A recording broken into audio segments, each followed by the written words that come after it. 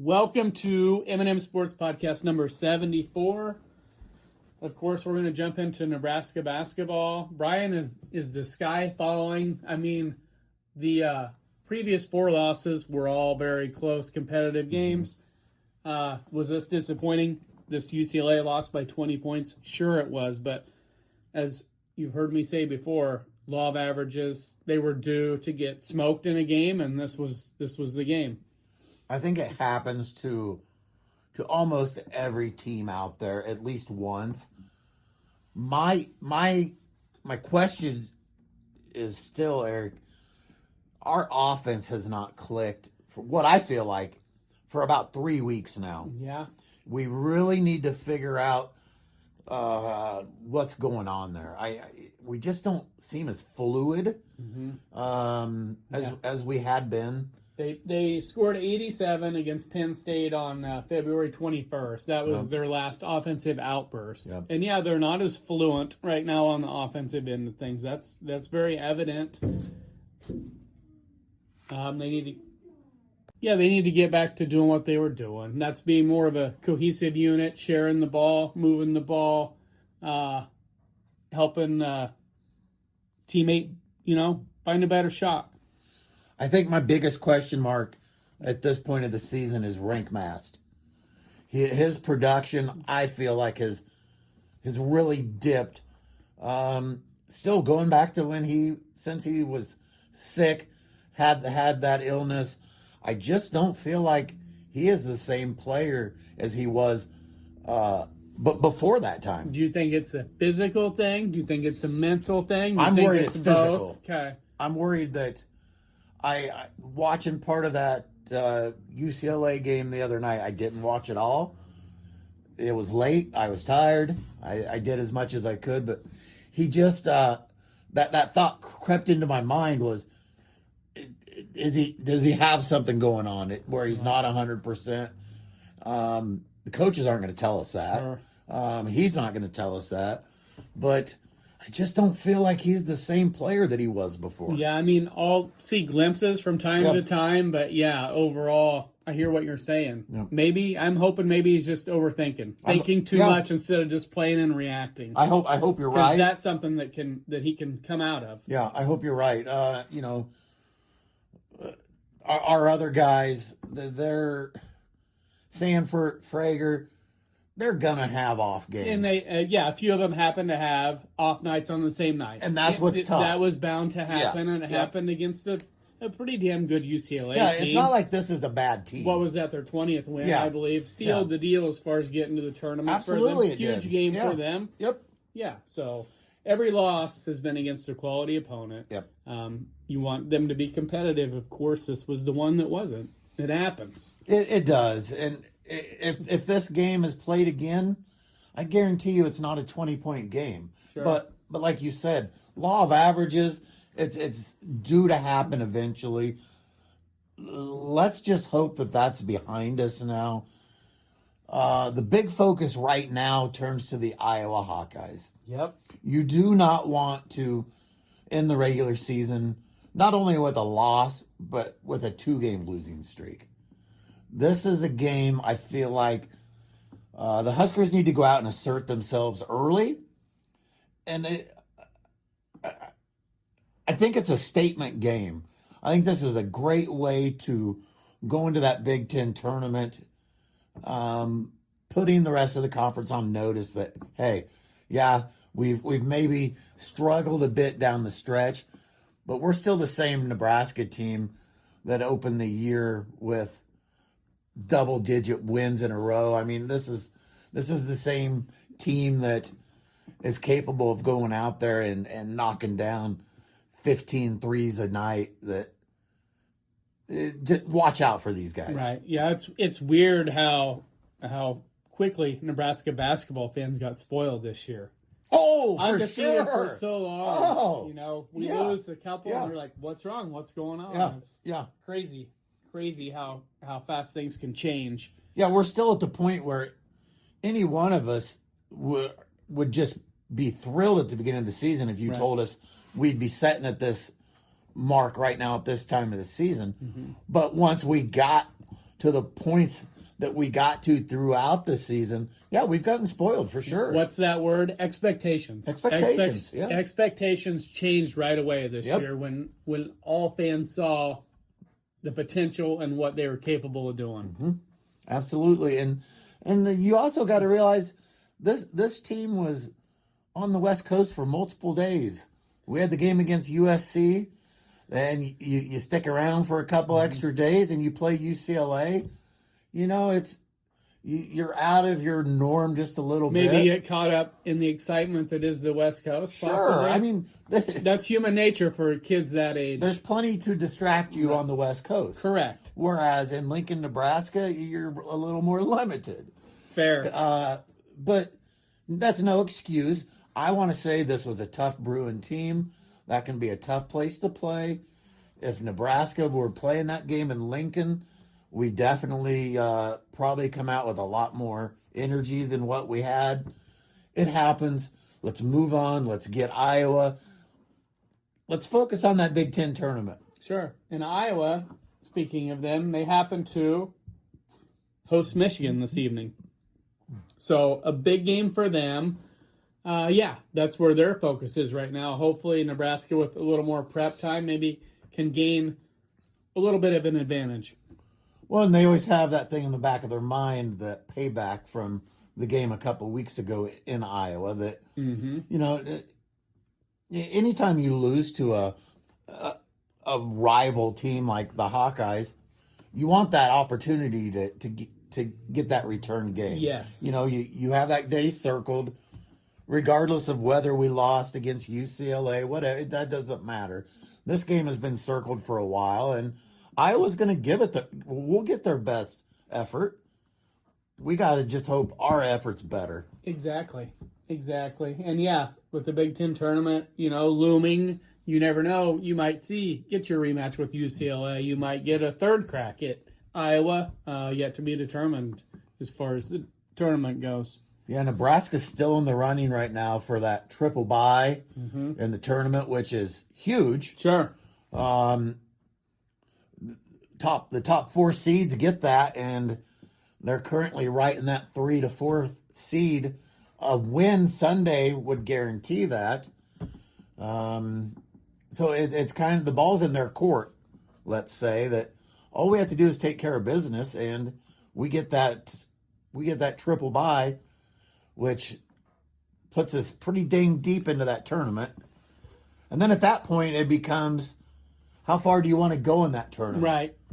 What's more important, getting deeper into the Big Ten tournament or having an extra day or two rest? We've had that discussion. Yeah. I mean, we've seen examples over the years where it can work both ways. Yep. You get that bye, obviously, that cuts down on games played, which is huge. It is. I mean, when we brought that up, we were talking more about teams that play 4 games in 4 days, or even 5 games in 5 days. Yep. That can really drain you in a hurry. Yeah, it can. But to just play, a few games at that age, you should be able to withstand that and still go on and have a successful run in the big tournament. You should, that's for sure. Let's just get through this week. Get ready for that Big Ten tournament, and I guess for me at this point, I just want our guys healthy. I want our guys rested. Yeah, in a perfect world, that's exactly how it would work. So let's get masked. If he's not healthy, let's get him healthy. If he is healthy, let's get his head right. Absolutely. All right, as far as the Royals go, their most recent addition, Starling Marte, Brian, 37 years old. He's played for some good teams. Been through the battles. The Royals got him on the cheap, $3 million. I view this as a very low risk, high reward type of move. I like it. Yeah, I don't see a whole lot of downside to this deal. He's only guaranteed $1 million of that, so if he comes out of the gate and he's not producing, I mean, they can cut him and they're not out much. Sure. Not at least not much in the game of baseball. I have a feeling he will. I think he's still got some game left. I think he hit around 270 last year. Still been very respectable. His stats have been the last couple of years. Playing for a competitive team, I think that's all the motivation he'll need, along with incentives, in the contract. Yeah, you take a guy like this. Yes, we know he's got some age to him. He's definitely in the twilight of his career, but there's also a lot of guys who have a bounce back year or two around this age. And we're not asking him to go out and hit 25 home runs. Just do your part. Yeah, if he could come out and just be a step up from what we had before, this is a bargain. That's all they need him to do. Yep. And they've thrown numbers at it this year is the way I would phrase it, to where he was the most recent addition, but they also signed Lane Thomas earlier this offseason to a 1-year, $5.25 million contract. They acquired Isaac Collins and a right-handed relief pitcher from the Brewers for Angel Zerpa, a trade that I really liked. Collins, an outfielder as well. So there's 3 outfielders right there with Marte, Thomas, and Isaac Collins. We know that they needed to address that outfield situation, and they've done so with bringing in 3 guys to compete for a couple spots out there. And giving up very minimal in return. Exactly. They didn't make a trade to bring in Duran from Boston, for example, but that trade, it would have included probably one of their big arms and quite possibly one of their catching prospects as well. It would have had to, yes. They have not given up much of anything to bring in these guys that they brought in. No. Guys they brought in via trade and these deals that they've made. Yeah, we've talked. Zerpa made us very nervous, especially at the tail end of last season. Mm-hmm. So getting him out of that, off that pitcher's mound for us was a good move in my opinion. Right, and they trade Zerpa. So what do? They try to fill that void with the addition of Matt Strom. Sure. So they're I would give them a strong B+. Yeah. As far as their grade, I think they've quietly had a pretty damn good off season. No big splashes, but when you bring in 5-6 different guys, you're throwing numbers at it, trying to like I said, fill those voids. But as Royals fans, we know there's not going to be those big splashes. I mean, they've done that with the contracts of Garcia as far as money goes. That's the splash. There's your $57 million. Yep. Salvador Perez, $25 million. Yep. This all adds up. Yep. Bobby Witt Jr., the big contract last year. Yep. Those are your splashes. Yeah. We're not going to go out in that free agent market and get these guys. We just need to work on keeping the core we currently have, and like every other mid-range small market club does, you build around those superstars with guys you think can fill the holes that you don't have to pay buku bucks for. I think they've been very savvy and strategic with the way they've gone about it. That's the best way for me to phrase it. Savvy and strategic, and yes, they have spent some money on existing players that they already had, that they believe in, that they know are going to contribute. And we didn't in years past that didn't happen. Mm-hmm. When we had guys reach that quote unquote stardom era of their career, they were gone. They were walking out the door. One of them that comes to mind all the time is Carlos Beltran. Yep. That guy left Kansas City, and now we know he's going into the Hall of Fame. As did Jermaine Dye and Johnny Damon. Exactly. If you want to talk really good Royal outfielders that were very successful Royals players that we knew were walking out the door. Yeah, we just couldn't afford it. And our ownership now is doing better of that. Yep. Again, this Marte deal, to some they might think, why would you throw, $1 million up to $3 million at a 37-year-old outfielder? Because he's a proven commodity. He is. That's been through a lot of battles, a lot of big games. That's why I love the move. I think it's a very good under the radar move, along with a bunch of the other ones they made. I'm not trying to sound like a homer as far as being a Royals fan, but I don't look at any of these moves and say, I really don't like that. I think I think they've done about as good as they could do. Here's some fun stats on him, by the way. He is currently the major league leader among active players in stolen bases with 361, hit by pitches 166, and outfield assists at 107. So those are all things that work into, and he's got 55 career triples. Those all carry some weight and then some. They do, but especially in the Royals organization. Yes. Those are the type of guys that we need to get on base, to be able to move from A to B, to be able to throw a guy out from the outfield. Mm-hmm. You know, these are the type of players that we've built winning teams around. What have we talked about? Little things. Yeah. He's done the little things well in his career and hopefully continues to do so. Yeah, it'll be interesting to see, but I'm with you 100%. I think this was a great under the radar move by the Royals front office. Yeah, I mean, I think they've slowly gained on Detroit. I mean, they've made a couple big splashes this offseason, but boy, I think it's really close between those two. And Cleveland, you know, they always find a way to be competitive year in and year out. Oh, sure. But yeah, I think we've gained just maybe a smidge on Detroit. That's what I'm thinking based on all the moves that have been made. And that's kind of where we're at right now. It's incremental change, but we've talked in the past about this. If some of our bats are able to exceed expectations, yes, overproduce a little bit, things can change for us real quick in a good way. Yeah, well said. Okay, let's just switch gears real quick, Eric. I'm not going to get real deep into it, but Husker football is underway. Spring practice. Coach Rule and company decided to move the entire spring practice schedule up. We're not used to spring football starting at the end of February, but the NCAA allows 15 spring practices. And for Nebraska, that start date was February 21st. Okay. There's not a whole lot to report on yet. Injury-wise, I've heard of nothing really coming out of camp there. The quarterback room is probably, as usual, is where that draws the most focus, the most intrigue.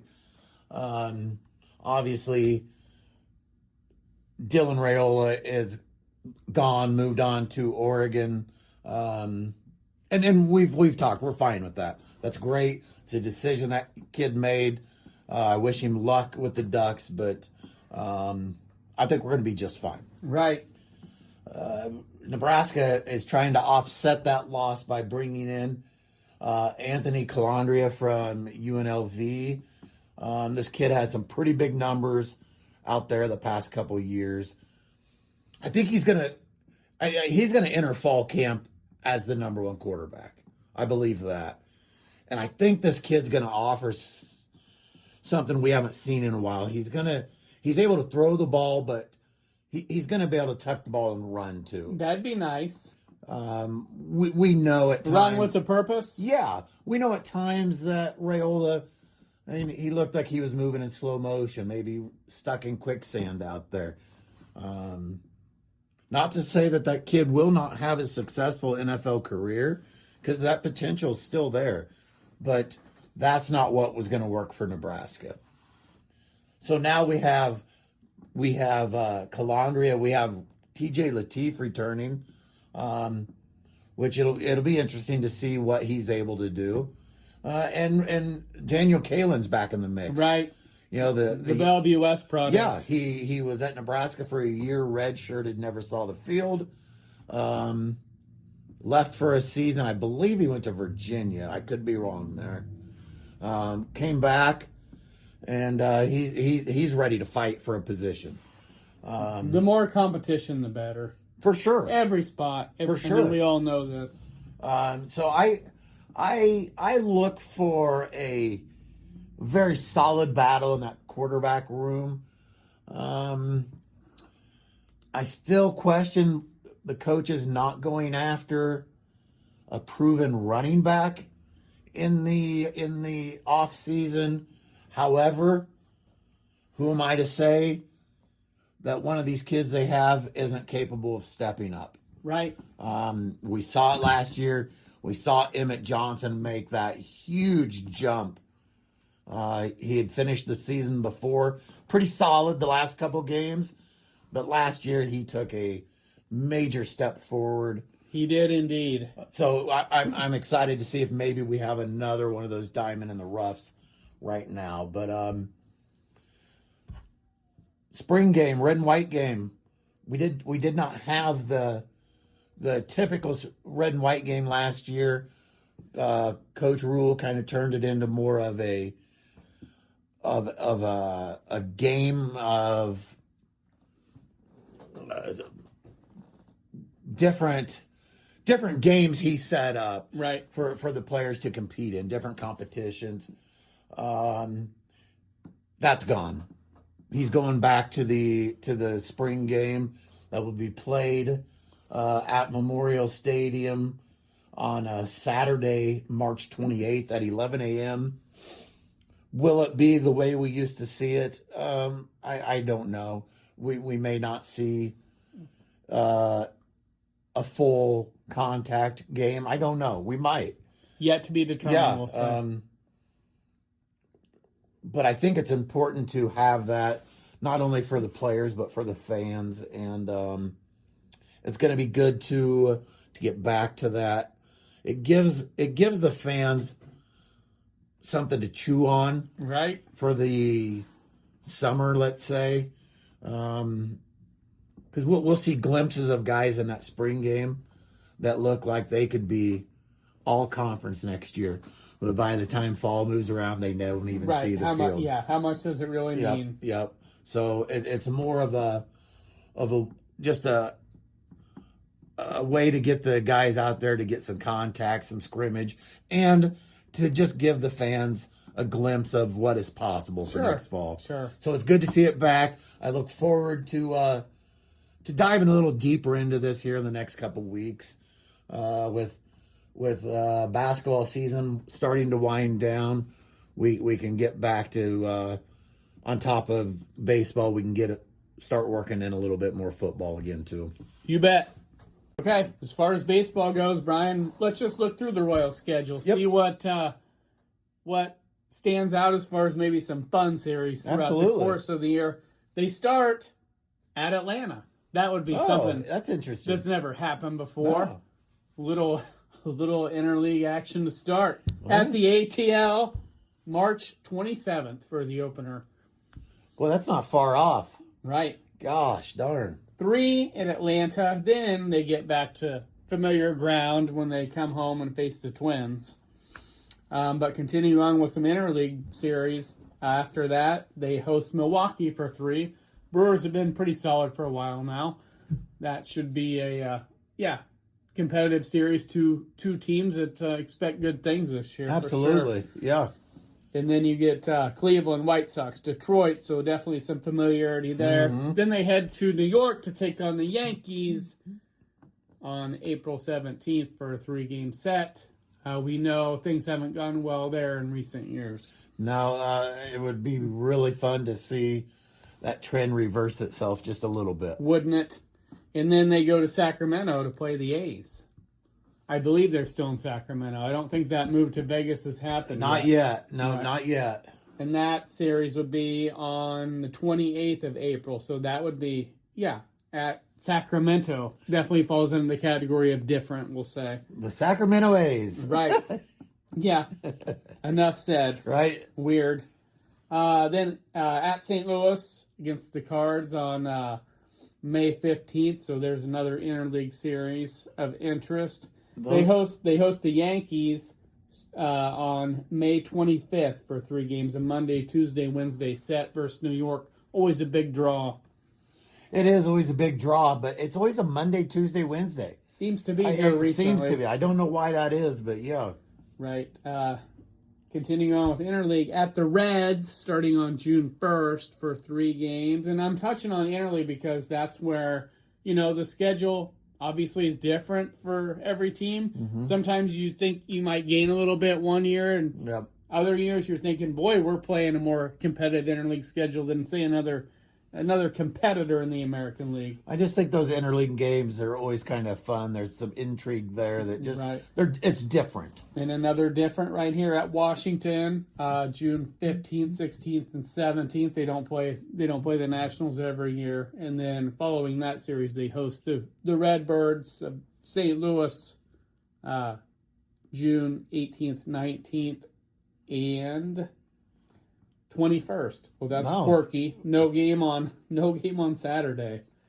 That's weird in giving itself. them an off day. Yeah. Right. Continuing on, this would be a big draw. Philadelphia, the Phillies, World Series contender this year for sure. 4th of July coming to town. That'd be fun. That'd be a good one. On the 4th, 5th, and 6th. So, yeah. That'll be a tough ticket to get, I'm guessing. Yeah, if you want to see some good baseball, circle the calendar. That would be a good one, Royals fans. And then they head to New York to take on the Mets after that. Another team that spends a lot of money. They win a lot of games, but they never win any World Series titles. Yeah, they've spent a lot the last decade to really not have anything to show for it. Sure. But the Mets, the 7th, 8th, and 9th, and they close out the first half of the season at Baltimore on July 10th, 11th, and 12th. That would conclude that first half schedule. Anything stand out to you? The St. Louis games always stand out to me. Those are always that built-in proximity, the rivalry between the teams, the fans is always fun. But playing teams like the Reds, playing teams like Milwaukee, those are teams I enjoy playing. How about these two coming to town to start the second half of the season on that note? Padres coming to town July 17th, 18th, and 19th. And following that, the Giants, San Francisco, comes to town the 20th, 21st, and 22nd. So there's two teams that you don't see all that often in KC. No, I've seen the Giants a couple times down there. But I would be interested in going to one of those games against the Padres. That would be fun. That'd just be something different. Yeah, I would be interested in that. Padres are loaded. They spend a ton of money. Sure. And the Giants are a really good organization. They always find a way to compete. They do, absolutely. They Best do. way I can put it. Yep. Royals head to Colorado. The altitude. Yeah. Always fun. A lot of high-scoring games there. They head there at the end of the month, the end of July, and August 1st and 2nd. If you're looking Colorado. for a road trip, Royals fans, there's one you can hit. And here's one that everybody will have marked down. Chicago Cubs come to town August 7th, 8th, and 9th. Cubs, they're the Cubs. It's fun. It's, I always want to beat the Cubs, America's team. Sure. They're, oddly enough, that's a team I have never seen play. Okay. That is a team I need to get down and watch because I've seen a lot of games, whether in Kansas City or on the road, but that is one team I have not seen. I think going to Wrigley Field and watching the Royals play them there would be more fun. I don't disagree. Okay. However, in my mind, Wrigley Field is the way it was 25 years ago and not the commercialized version it is today. Fair enough. After that Cup Series, you go to L.A. to take on the Dodgers. If you're looking for a lot of high-profile series this year, you've got it. Yeah. They go to L.A., take on the Dodgers August 10th, 11th, and 12th. We're talking East Coast with the Phillies, like we talked about. Take them on. They come to KC. I'm just throwing it out there. Yeah, so you got a little West Coast competition, a little East Coast competition. Mets, Philly, Dodgers, Padres. They're literally... There's no gimmies out there. Covering all their bases as far as competition and teams are taking on this season. And then towards the end of the year, they head to Pittsburgh, take on the Pirates for 3, September 18th, 19th, and 20th. Come home to face the White Sox for 3, and Cleveland for 3 to close out the season. Last 6 games in KC, which is always great at the end of the season. As far as, getting those last 6 at home and hoping you're right in the mix, or heck, maybe have things sealed up by then. Wouldn't that be nice? That would be nice. But yeah, at the end of the season, having those 6 games against division rivals, that could be a huge turning point. Like you said, maybe we already have stuff sealed up. Hell yes, that'd be great. Obviously, that's best case scenario, but it also gives you a chance to maybe seal it up at home. Right. Which is always fun to do in front of your own fans. Yep.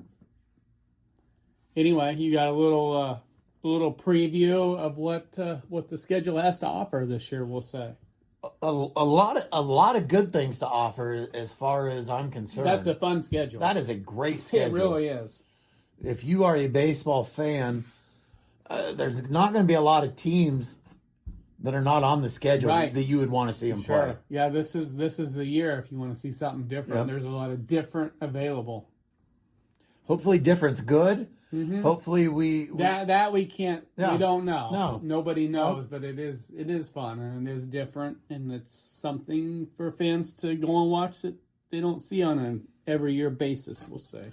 I don't want to say you get sick and tired of just seeing them play the White Sox or the Tigers. Well, you can say it, but when you get the opportunity to play a team like the Dodgers or the Padres or the Cubs, it's just fun. Yep. It gives the fans a little more reason to maybe go out to the ballpark or to just tune it in on TV even. Precisely. So, baseball season, I'm ready. I'm ready for that weather. Mm-hmm. I'm ready for that time of year.